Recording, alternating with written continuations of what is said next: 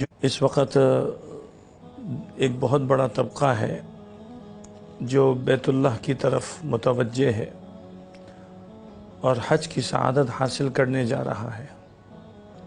حج کے ایام بھی شروع ہیں اور ان دنوں میں اللہ رب العزت کی طرف سے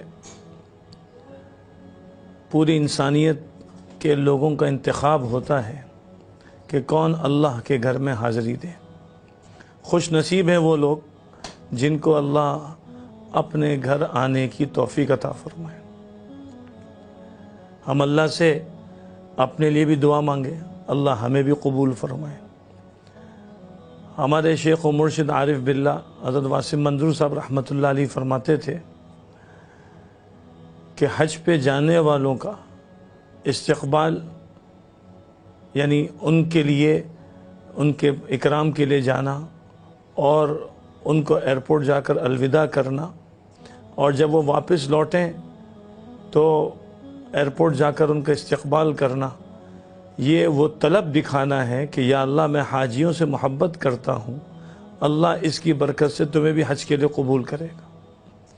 ہمارے استاد محترم حضرت مولانا مفتی عبدالسمیع شہید رحمۃ اللہ علیہ وہ فرماتے تھے کہ جو آدمی اذان کے بعد اذان کا جواب دے، پھر اذان کی دعا پڑھے اور پھر وہ زور سے آسمان کی طرف دیکھ کر ایک دفعہ تلبیہ پڑھے، لبیک اللہم لبیک لبیک لا شریک لک لبیک ان الحمد والنعمت لک والملک لا شریک لک، تو کہا اللہ تعالیٰ اس کو ضرور حج کے لیے بلائیں گے۔ حضرت علامہ سید محمد یوسف بنوری رحمۃ اللہ علیہ وہ حج اور عمرے کا سال میں اہتمام فرماتے تھے۔ حج کے دنوں میں حج پہ جاتے تھے اور رمضان میں عمرے پہ جاتے تھے۔ جب عمر بڑی ہو گئی، گھٹنوں میں تکلیف ہو گئی تو زیادہ طواف نہیں کر سکتے تھے، تو وہ بیت اللہ میں جاتے اور وہاں بیٹھ کر بیت اللہ کو دیکھتے رہتے تھے کہ بیت اللہ کو دیکھنا بھی ثواب ہے اور اس پر بھی اجر کا وعدہ ہے۔ تو کسی نے پوچھا کہ حضرت آپ تو طواف نہیں کر سکتے، پھر آپ یہاں کیوں آتے ہیں؟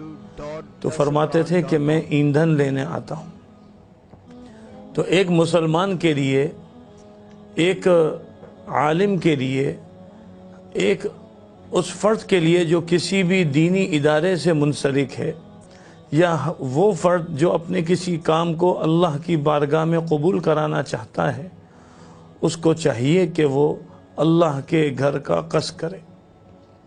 وَلِلَّهِ عَلَى النَّاسِ حِجُّ الْبَيْتِ مَنِ اسْتَطَاعَ إِلَيْهِ سَبِيلًا، اور جو آدمی 3 دفعہ حج کر لیتا ہے تو تیسرا حج ایسا ہے جیسا کہ اللہ کو قرض دیا۔ تو خوش نصیب ہیں وہ لوگ جو حج پہ جا رہے ہیں، اور حج پہ جانے والوں کے لیے ضروری ہے کہ وہ 3 اہم جذبات لے کے جائیں۔ سب سے پہلے ہے جذبہ عبادت، یعنی یہاں سے یہ سوچ اور فکر لے کے جائیں کہ میں نے وہاں اپنا وقت قیمتی بنانا، عبادت میں لگانا ہے، گھومنے پھرنے میں نہیں لگانا۔ حضرت واسم منظور صاحب رحمۃ اللہ علیہ فرماتے تھے کہ بیت اللہ کا حق ہے کہ ایک قرآن کریم بیت اللہ میں ختم کیا جائے، اور مسجد نبوی کا حق ہے کہ ایک قرآن کریم مسجد نبوی میں ختم کیا جائے۔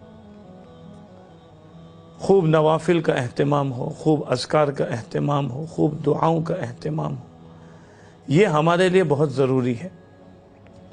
اور مدینہ منورہ میں درود شریف کا اہتمام، اور ساتھ میں 40 دن جو عام دنوں کے اندر عام مقامات پر تکبیر اولیٰ کے اہتمام پہ اجر ملتا ہے، مدینہ منورہ میں 40 نمازوں پر جو 8 دن میں پوری ہو جاتی ہیں وہی اجر ملتا ہے۔ تو 40 نمازیں باجماعت تکبیر اولیٰ کے ساتھ اس کا اہتمام۔ دوسرا جو جذبہ ہے وہ خدمت کا ہے کہ خدمت کی نیت سے جانا ہے، لوگوں کی خیر خواہی کی، گروپ والوں کی، اور لوگوں کے لیے فائدے کا ذریعہ بننا ہے۔ گروپ کی بھی خدمت ہو، خاص کر ایام حج میں منی ہے، عرفات ہے، مزدلفہ ہے، اور پھر منی کے باقی ایام ہیں، اور گروپ والوں کی خدمت ہے، بوڑھوں کی خدمت ہے، ان سب کی خدمت کا آدمی جذبہ لے کے جائے۔